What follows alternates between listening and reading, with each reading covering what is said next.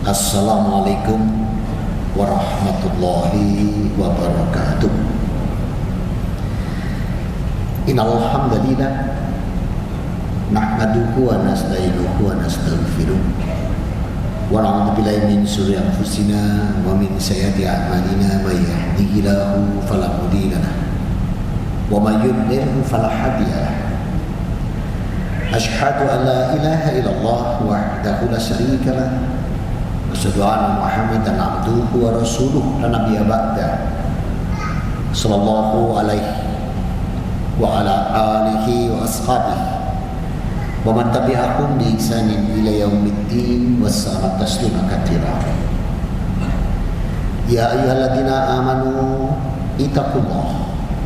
ittaqullaha haqqa tuqatih wa la tamutunna illa wa antum muslimun.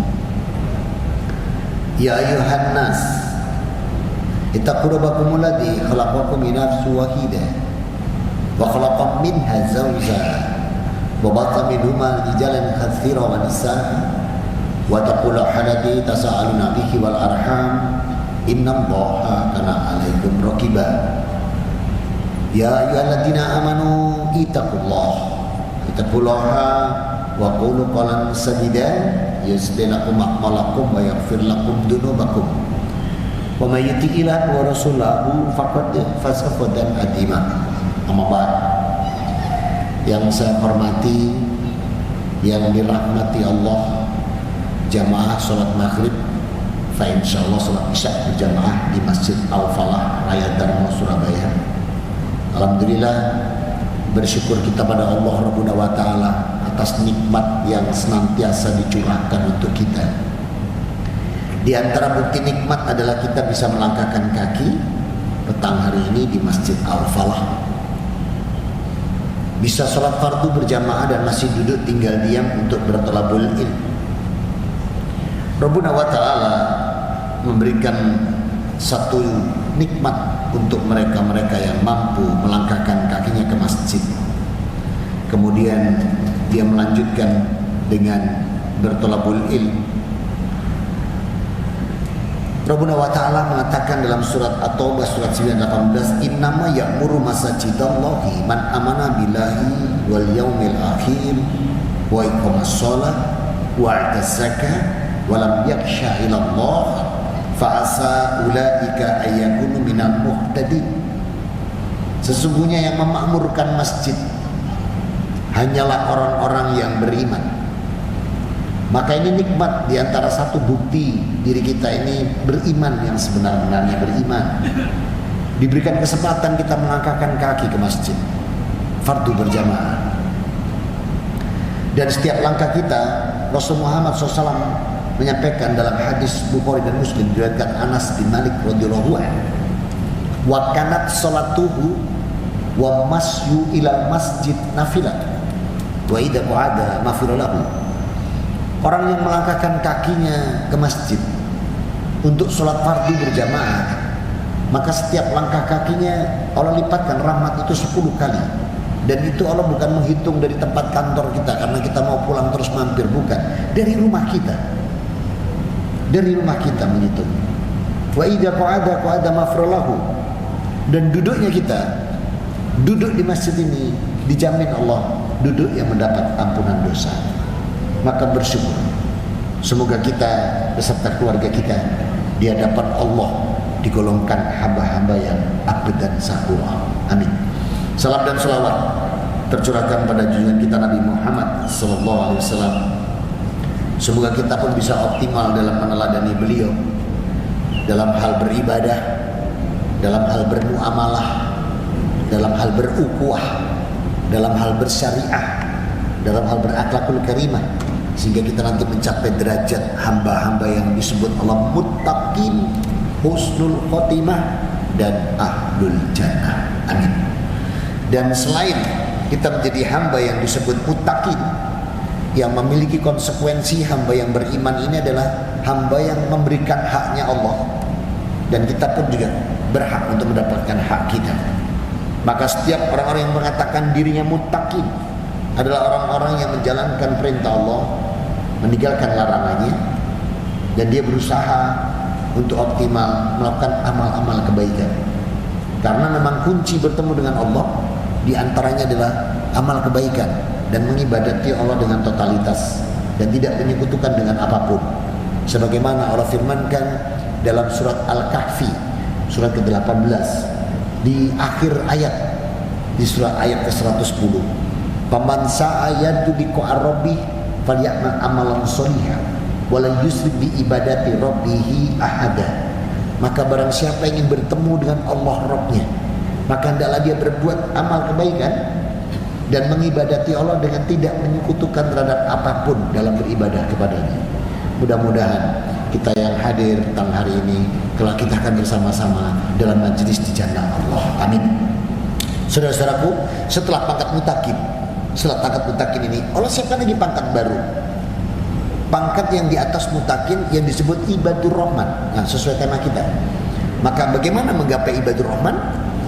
Di kesempatan bulan lalu sudah berapa nomor? Oh, berarti sudah 4 ya. Nah, di antaranya ini saya ulang sedikit, mungkin ada yang baru datang. Orang yang dia tawaduk tidak sombong. Jadi dia berjalan di muka bumi itu wa ibadur rahmani ladina yamshuna 'alal ardi haunau wa idza katahamul jahiluna qalu salama. Itu ayat 63-nya. Yang Allah katakan orang-orang yang berjalan di muka bumi ini, surat Al-Furqan ayat 63. Orang-orang yang berjalan di muka bumi ini dengan tawaduk, tidak sombong. Ini yang pertama. Kemudian ucapan kata-katanya ucapan-ucapan yang baik. Ini yang kedua. Jadi kalau ingin mencapai ibadur rahman, jangan pernah sombong. Sombong itu cuma 2 batasannya. Apa? Batarul haq wal qomtunas. Jadi sombong itu kalau menolak kebenaran dari Allah, itu sombong. Kemudian meremehkan manusia, itu sombong. Selama kita tidak punya 2 ini, tidak menolak kebenaran yang datang dari Allah dan tidak meremehkan manusia, tidak ada kamu sombong dalam hidup kita. Saya ulang. Ketika para sahabat menanyakan ke Rasulullah, "Ya Rasulullah, ma khobru?" Rasul, apa itu sombong? Rasul mengatakan, "Al-khobru batarul haq wal qomtunas." Sombong itu adalah menolak kebenaran yang datang dari Allah dan meremehkan manusia. Selama kita tidak punya 2 itu, tidak usah khawatir. Sebab sombong ini memang tempatnya neraka. La yakulul jannah man kana fi qalbihi misqalu dzarratin min kibr. Rasul mengatakan tidak akan orang bisa masuk surga kalau dalam hatinya masih ada kesombongan sebesar biji sawi, kecil. Itu la yakulul jannah, enggak bisa masuk surga. Maka orang yang tidak sombong, dia tawaduk, ucapan kata-katanya yang baik. Kalau nggak bisa ngomong baik, lebih baik diam. Man kana yu'minu billahi wal yaumil akhir faqulu auliyasmut. Orang yang beriman kepada Allah dan hari akhirat itu berkata-kata yang baik. Kalau nggak bisa ngomong baik, lebih baik diam. Itu.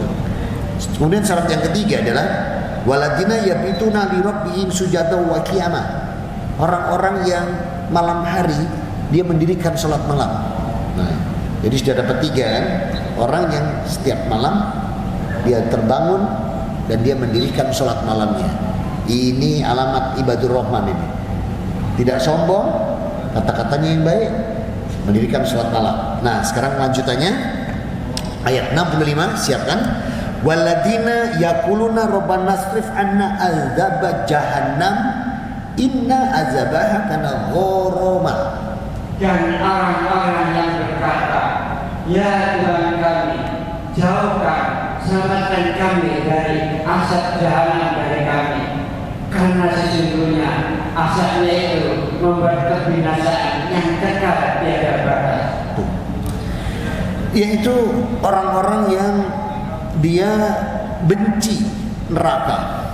Jadi kalau kita sudah punya benci neraka, benci kefasikan, benci kekufuran, ibadur rahman. Nah, menciptakan benci-benci ini itu ada rasa takut. Kalau kita pengen benci kefasikan, pengen benci kemaksiatan, pengen benci kekufuran, itu kita mesti punya rasa takut ya? Dan rasa takut ini yang sangat luar biasa.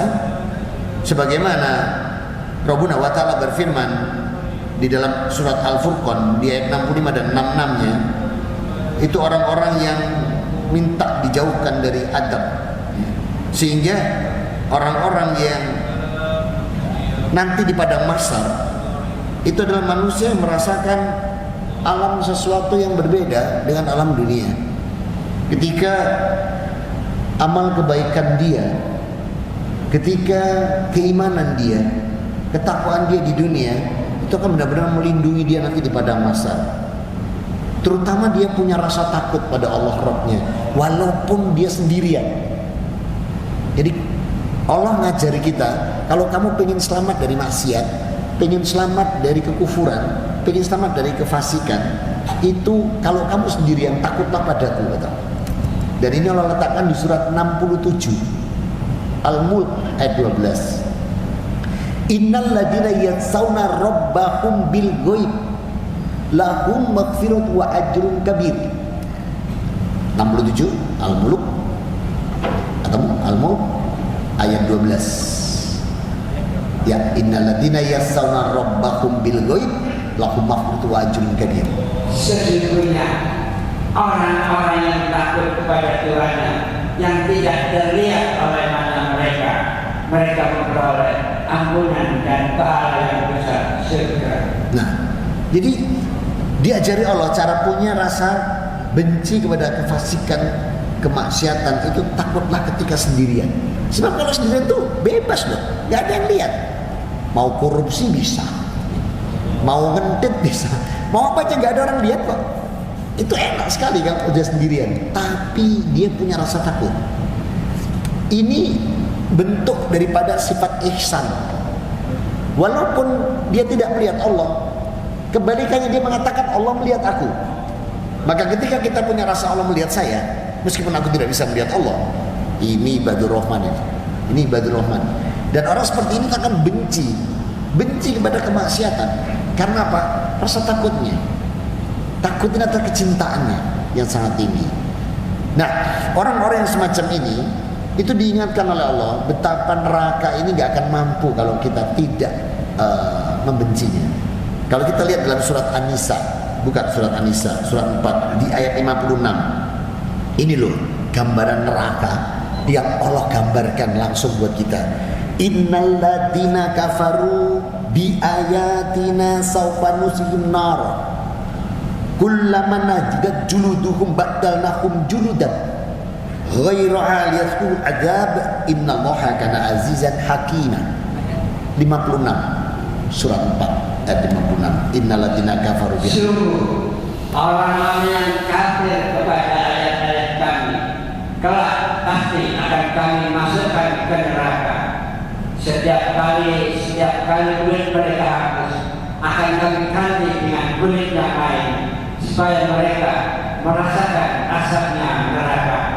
Sungguh Allah Maha Perkasa, Maha Bijaksana. Gak mampu kita. Kullama najidat juluduhum ba'dalnahum juludan. Gak mampu kita. Kulit ini, kalau kulit ari ini terbakar, terus arinya lepas masuk ke lapisan dalam, ini nyeri. Ini kalau masih nembus lagi, itu kenyerian yang paling tinggi. Kalau tidak mampu pingsan. Loh, ini belum pingsan, baru lagi coba. Belum pingsan, baru lagi. Yang mampu kita. Kita cek kecipratan aromnya bakul sate aja udah mencedat tidak karu-karuan. Apalagi kena api neraka. Hawanya saja itu sudah dihadirkan Allah di dalam liang kubur. Dan itu ditunjukkan oleh Allah dalam surat Al-Baqarah ketika Fir'aun dalam kuburnya itu setiap pagi, petang itu ditampakkan neraka.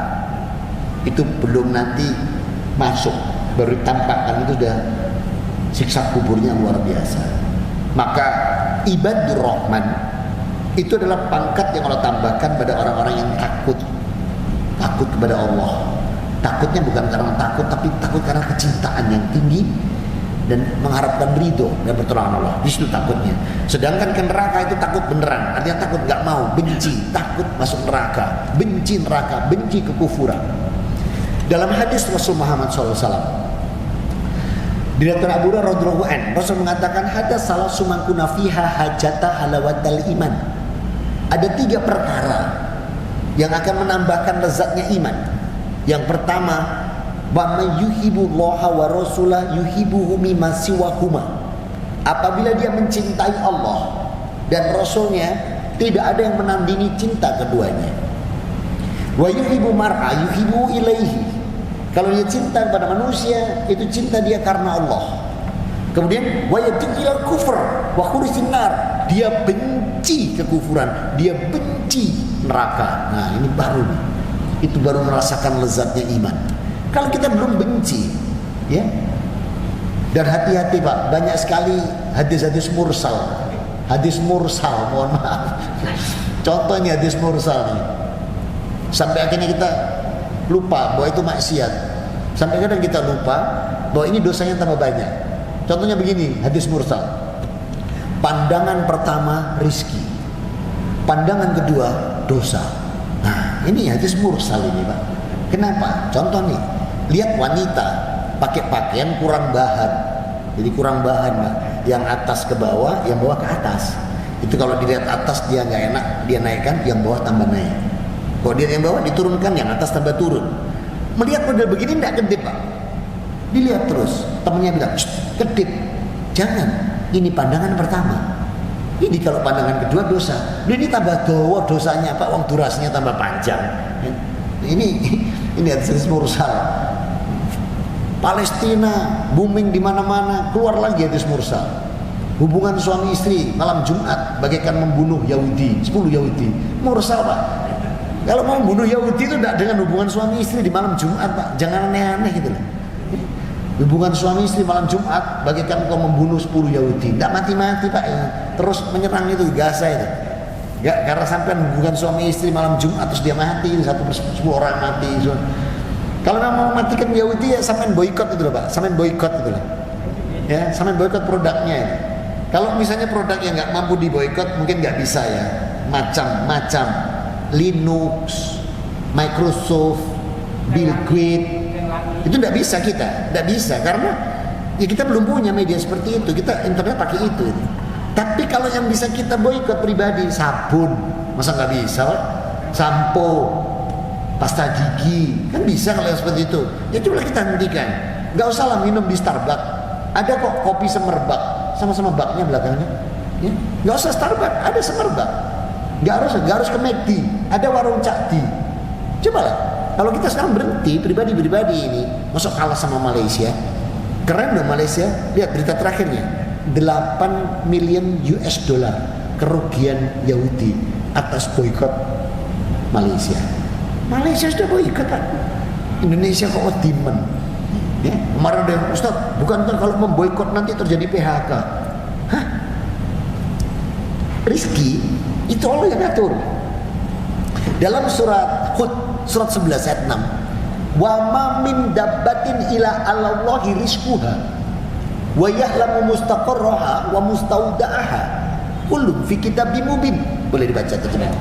Nah, surat 11 halaman 222 Qur'annya. Kalau sama dengan saya, Qur'annya halaman 222. Nah, sebelah kiri atas ya, silakan. Dan tidak satu pun makhluk yang bergerak bernyawa di muka bumi, melainkan semuanya dijamin Allah rezekinya. Dia mengetahui tempat kediamannya dan tempat penyimpanannya. Semuanya sudah tertulis di dalam kitab yang nyata, Lauhul Mahfuz. Kenapa kita takut dengan ayat ini? Kenapa kita ragu? Loh, nanti kalau itu ditutup atau diboikot, nanti banyak anak-anak putra-putra bangsa kita ini orang pribumi ter-PHK karena tutup. Kenapa takut dengan ayat ini? Kenapa nggak yakin kita bahwa Allah jamin rezeki setiap hambanya itu? Itu tidak beriman saja dijamin. Kalimat wa mam min dabbatin ila Allahi rizquha itu nggak peduli menyembah, itu dijamin. Apalagi kita mengibadati Allah, apalagi kita menyembah Allah. Diperkuat ayat ini sama Allah surat 65 ayat 2, ayat 3, ayat 4 sekalian 3 ayatnya. Ya, wa may yattaqillaha yaj'al lahu makhraja. Maka barang siapa bertakwa kepada Allah, dibukakan jalan keluar kalau ada kesulitan. Ayat 3-nya, wa yarzuqhu min haitsu la yahtasib. Diberi Allah rezeki dari arah yang tidak disangka. Wa may yatawakkal 'alallahi fahuwa hasbuh. Semua kebutuhannya dicukupi. Ayat yang keempat, wa may yattaqillaha yaj'al lahu min yusra. Semua urusannya, pekerjaannya, sawah ladangnya, semua dimudahkan Allah. Kenapa takut? Berarti kita belum mencapai ibadat muttaqin. Kalau muttaqin aja gak nyampe, apalagi mau mencapai yang berikut ini yang namanya ibadur rahman. Maka saudara-saudaraku, menggapai ibadur rahman ini, itu adalah memperkuat ketakwaan kita, memperkuat kita sebagai predikat hamba-hamba yang muttaqin, terus ditambah-tambah amalan tambahan. Nah, amalan tambahannya tidak sombong, tawadhu, ucapan kata-katanya yang selalu bijaksana dan baik, mendirikan sholat malam, takut pada Allah, benci pada kekufuran, benci kemaksiatan, benci kefasikan. Nah ini. Kemudian yang ke-6. Yang ke-6, untuk mencapai derajat hamba yang disebut ibadur rahman, Rabbuna wa ta'ala memberikan gambaran di ayat yang ke-67. Ya. Surat yang sama, surat 25, di ayat 67. Tadi 65, 66 sudah, sekarang 67. Ini adalah ibadur rahman. Apa yang 67-nya? Rabbuna mengatakan, walladina idza anfaqu lam yusrifu wa lam yaqturu wa kana baina dzalika qawama. Dan termasuk hamba Tuhan yang diberi rahmat pengasih penyayang, yaitu orang-orang yang apabila menginfakkan harta mereka sebagian, mereka tidak berlebihan dan tidak pula kikir, tapi di antara keduanya secara wajar. Ini sampai Allah mengatakan di antara pangkat ibadur rahman iladi, hamba-hamba yang disebut ibadur rahman adalah hamba yang anfaku lam yusrifu wa lam yaqturu. Kalau dia infak enggak berlebihan, tapi juga tidak medit. Allah katakan wa kana baina dalika qawama, yang tengah. Gambaran paling mudah untuk kita cerna Jumatan. Sholat Jumat, mendengarkan khotib, kota infak lewatnya. Apa yang kita lakukan? Pura-pura tidur biar dilompati. Enggak lah, jamaah al-falah enggak gitu. Ada kota infak lewat, langsung dibuka dompet. Begitu dibuka di dompet, ternyata didapati dalam dompet ini 5.000 rupiah satu lembar, 10.000 rupiah satu lembar, 20.000 satu lembar, 50-nya satu lembar, 100 satu lembar. Mana yang dimasukkan? Halo, bisa bicara dengan salah sambung. Kalau nggak ada yang nyambung nih, dompet dibuka nih. Dari ayat ini, innal ladina yaqrifun yang daftaru lam yakturu. Dia infaknya tidak berlebihan tapi juga tidak medit. Wa kana dalikan, tapi yang tengah.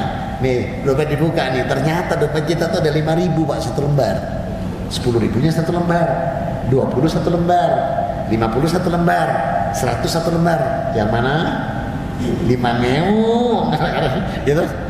Padahal kalau kita mengikuti ayat Allah ini, Allah juga nggak suka 5.000, 100 nggak suka Allah.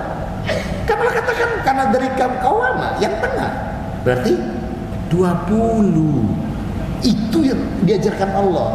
Jadi 5, 10, 20, 50, 100 ya 20 Pak masukkan. Loh, apa enggak boleh 100? Boleh, tapi jangan ngomel. Masukkan 100 Pak. Jumatan selesai keluar, bakule liwat, terus ngomong, bakule liwat, tiwas tak cemplungno alfalah. Mendingan 5.000 kalau gitu, tapi ikhlas. Maka disinilah ketika kita infak sedekah ini, nggak berlebihan, tapi juga nggak medit gitu. Bahkan Rasul mengajarkan dalam berinfak itu sebaik-baik infak untuk mencapai ibadur rahman adalah khairu anfaku yadayun min yusra. Maka infak yang terbaikmu, yang terbaik itu yang mana? Yang menurut Allah tadi, yang terbaik tadi itu tutup dengan yang kiri begini, masukkan. Orang sekarang infak itu juga ditutup begini Pak, tapi bukan karena hadis. Sebelum dibuka, rongem. Masa itu yang terbaik?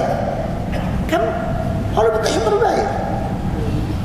Dalam urusan infak dan sedekah, selain kita mendapat derajat pangkat ibadur rahman, urusan infak sedekah ini ada jaminan yang luar biasa dari Allah Subhanahu wa taala. Apa jaminan orang infak, orang sedekah, orang mengeluarkan zakat? Jaminannya surga. Ali Imran 133 134. Wasari'u ila magfiratin min rabbikum wal jannah arduhas samawati wal ardh uiddat lil muttaqin. 134-nya alladzina yunfikuna fis sarai wad dara wal kadhiminal ghaid wal afina 'anil nas wallahu yuhibbul muhsinin. Silakan. Dan bersegeralah kamu menuju ampunan dari Tuhan serta mendapatkan surga yang luasnya seluas langit dan bumi disediakan bagi orang-orang yang bertakwa, yaitu orang-orang yang manakala berinfak baik di waktu lapar maupun sempit, dan orang-orang yang menahan amarah dan memaafkan kesalahan orang-orang lain, dan Allah mencintai orang-orang yang berbuat kebaikan. Tuh. Jadi ibadah rahman ini itu bisa didapatkan melalui pintu infak, pintu sedekah, pintu zakat, dan jaminannya surga. Selain Allah katakan jaminan surga ini, Allah pun masih memberikan kita urusan yang namanya infak, yang namanya sedekah itu ditukar oleh Allah dalam bentuk nominal dunia ini dilipatkan. Jadi itu kan jaminan surga saja yang disampaikan di sini. Tapi di surat 57, coba dibuka surat 57, itu Al-Hadid. Ini Allah jaminkan bahwa orang infak sedekah ini mendapat jaminan itu termasuk di dunianya. Jadi selain di dunia, selain di akhirat surga tadi, dunianya masih disiapkan. Diletakkan Allah di surat 57 ayat 18. Innal musaddiqina wa musaddiqati wa aqudullaha qardan hasan yud'afu lakum wa lakum ajrun karim. Sesungguhnya orang-orang yang bersedekah, baik mau laki-laki maupun perempuan, dan meminjamkan kepada Allah dengan pinjaman yang sangat baik, pasti akan dilipat gandakan balasannya bagi mereka, dan mereka akan mendapatkan pahala yang mulia. Tuh, jadi dua loh Pak, orang infak sedekah itu. Yang pertama tadi jaminan surga, yang kedua itu kata Allah qardun hasanan yudha'afu lakum wa lakum ajrun karim. Aku lipatkan. Dan ayat ini Rasul uraikan dalam hadis beliau mengatakan waman anfaqu ila kulli dinar fatu ila sab'amiyah difin. Maka kamu yang infak 1 dinar, Allah siapkan di dunia ini tukernya 700 dinar. Kalau 1 dinar itu tukernya 700. Jadi kalau uang, katakanlah uang receh dalam hitungan matematis 100 rupiah itu kalau dikalikan 700 itu berarti 7.000. Padahal Allah itu lebih dari itu, lebih. Kata 7 itu memang besar artinya dalam Islam itu, kata 7 itu. Jadi bukan berarti 7 itu mutlak 7 itu enggak. Dan angka 7 itu begitu besarnya sampai Allah kata langit ini ada berapa lapis? 7. Hari ada berapa? 7. Kita disuruh tawaf berapa kali? 7. Kita disuruh sa'i berapa kali? 7. 7 itu besar Pak. Ini 7 itu muslim biasanya. Kalau 999 biasanya Pak Udeh. Pak Udeh, kiu-kiu ya. Maka 7 itu mana yang besar gitu loh dalam Islam. Sehingga ketika Allah tadi mengatakan, Allah katakan dengan kalimat innal musaddiqina wa musaddiqati wa aqrudullahu qardan hasanan yudha'afu lakum wa lahum ajrun karim. Itu benar-benar kalau kamu infak sedekah aku tukar berlipat. Dan Rasul katakan 1 dinar ditukar 700 dinar. Maka uang 100 rupiah peyang, sudah peyang hitam pula Pak, dimasukkan al-falah. Terus bilang, ya Allah minta tukar surga sebagaimana janjimu, dan tukarlah menjadi 7.000. Kata malaikat, sing gak nemu gak ono ta. Sing gak nemu sing bewekmu dhewe. Aja duit nemu di jembrono ini. Nah, terkadang lucu lagi, Pak. Orang kehilangan uang, dia bilang, wis ikhlas infak sedekah. Itu kata malaikat pret. Contoh nih, dalam pengajian uangnya hilang 1 juta. Uangnya hilang 1 juta, ngomong sama temannya, duitku hilang mas. Piro? 1 juta kapan? Pengajian tadi. Loh, kok iso? Lah iya hilang. Wis tak gak apa-apa lah, infak sedekah. Pret kata malaikat. Sebab kalau itu udah hilang, kota infak lewat 5.000 sih sampai jembrong. Gak mungkin 1 juta gitu. Maka infak sedekah ini itu innamal a'malu binniyat. Walikul amri manawa. Itu tergantung dari niat awal. Tidak bisa kita kehilangan terus kita bilang itu infak sedekah. Pret itu benar. Maka urusan infak sedekah ini selain jaminan surga, dalam hadis lain lihat kata Rasul, wa man anfiku idza ila du'a min du'a. Tidak ada yang bisa merubah kodok buruk ada buruk kecuali sedekah infak. Nah, jadi infak sedekah itu juga menjauhkan bala. Ternyata menjauhkan bala, menjauhkan bencana. Nah, sehingga orang-orang yang ingin mencapai derajat ibadur rahman adalah dia anfiku mimma razaqnahum. Dia menginfakkan sebagian rizki yang Allah berikan kepadanya. Nah, maka infak-infak sedekah ini itu selain menjaminkan surga buat kita, dilipat gandakan balasannya di dunia dengan berlipat sebagaimana janji Allah dalam surat Al-Hadid, menjauhkan bala dan menyembuhkan penyakit. Menyembuhkan penyakit. Jadi infak sedekah itu juga menyembuhkan penyakit. Kenapa? Kita buka surat 9 di ayat 103. Dia benar-benar akan membersihkan diri jiwa.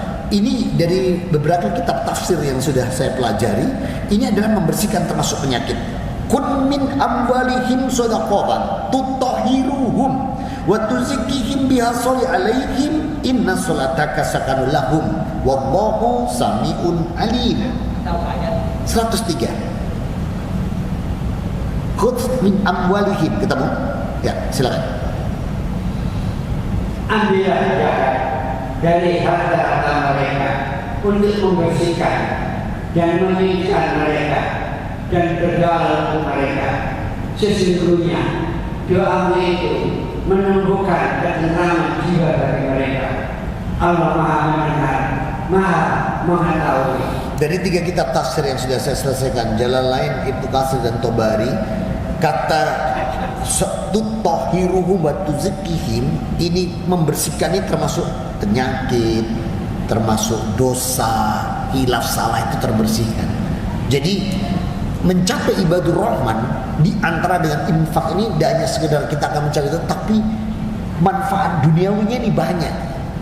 Penyakit kita dihilangkan Allah, kita dibersihkan dari dosa dan kesalahan, kita diampuni kekhilafan kita, dimudahkan urusan kita. Dan infak sedekah ini punya 2 nilai yang luar biasa terhadap kaidah syar'i. Dia punya hubungan hablum minallah dan hablum minannas.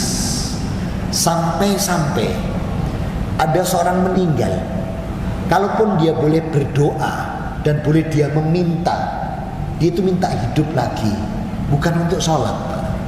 Untuk apa? Sedekah.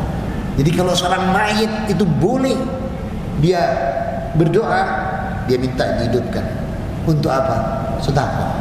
Hanya itu sedekah. Kenapa? Kenapa tidak dia minta sholat? Karena sholat itu hablum minallah. Kenapa nggak minta puasa? Hablum minallah. Tapi begitu zakat infak itu 2. Ada hablum minallah, ada hablum minannas.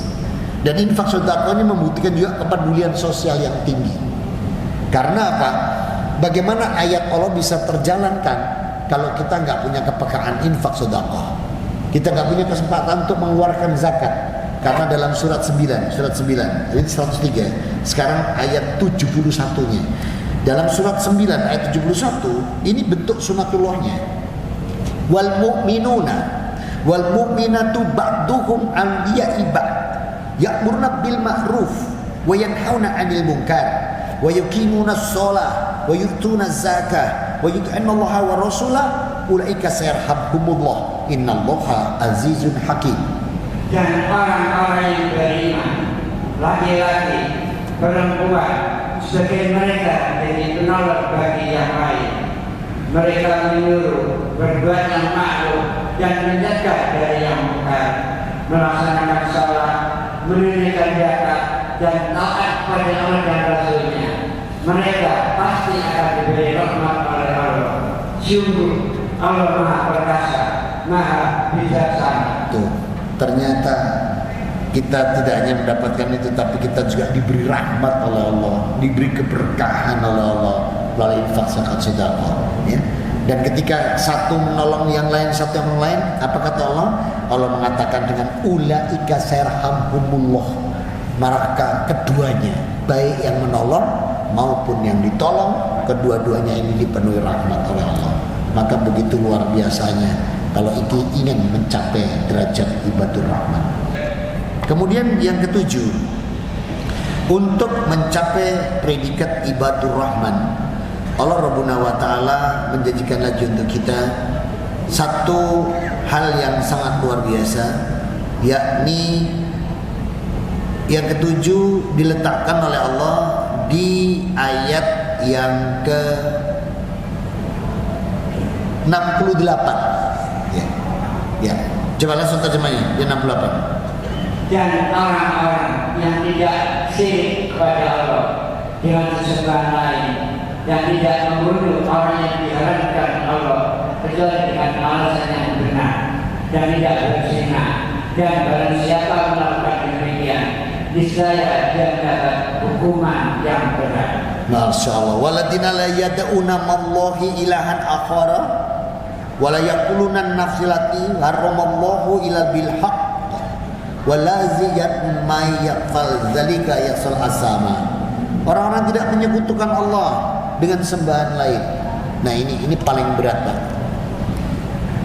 Derajat ibadur rahman diantaranya adalah dia tidak menyekutukan Allah dalam mengibadatinya.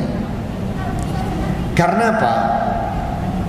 Siapapun itu, begitu dia menyekutukan Allah dengan yang lain, ini dosanya nggak akan diampuni, nggak akan diampuni. Dosa yang nggak mau diampuni Allah itu urusan ini. An-Nisa 48. Innallaha la yaghfiru ayyushraka bihi wa yaghfiru ma duna dzalika liman yasha wa may yusyrik billahi faqad iftara itsman adzima. Ya, silakan. An-Nisa 48.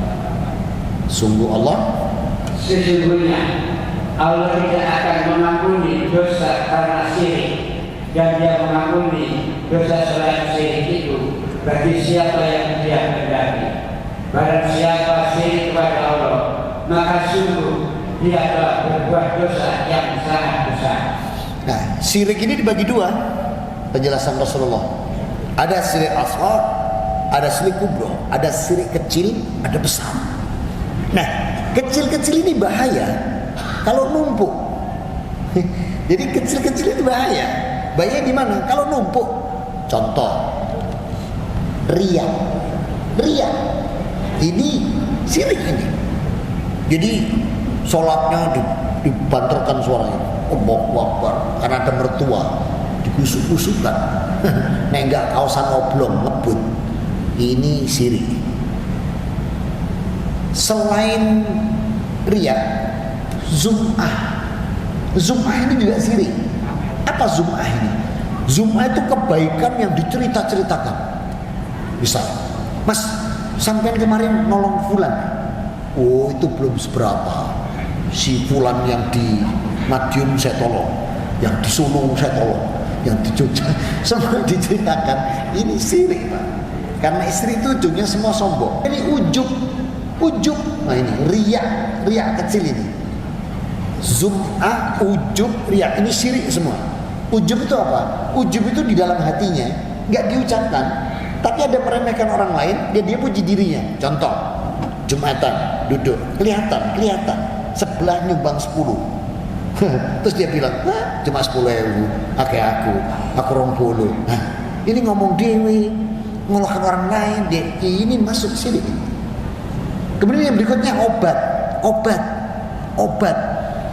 Datang ke rumah teman sakit, sirahku ngeluh, tidak punya obat.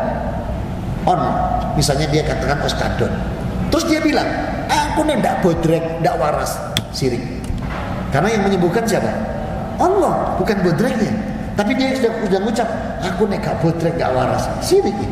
Mestinya diminum, bismillah. Ikhtiar diminum gitu.